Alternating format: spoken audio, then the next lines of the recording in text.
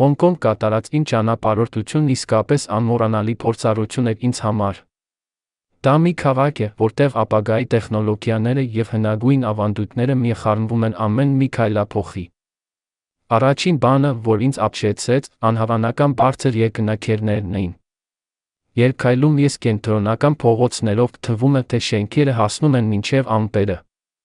Բայց ամենահետաքրքիրն այն է, որ այս հսկայական ապակե աշտարակների կողքին կարելի է գտնել փոքրիկ, հին տաճարներ, որտեղ խունկ են վառում, իսկ օդում տարածվում է ավանդական թեյի եւ համեմունքների բույրը։ Ինձ վրա մեծ տպավորություն թողեց նաեւ քաղաքի բնությունը։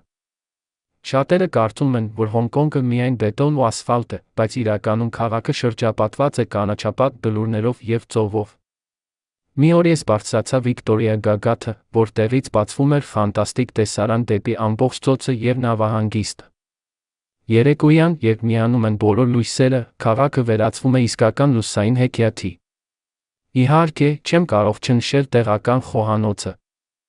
Ես փորձեցի հայտնի դիմ սամները փոքր, ավանդական ճաշարաններում, որտեղ տեղացիներն էին հավաքվում։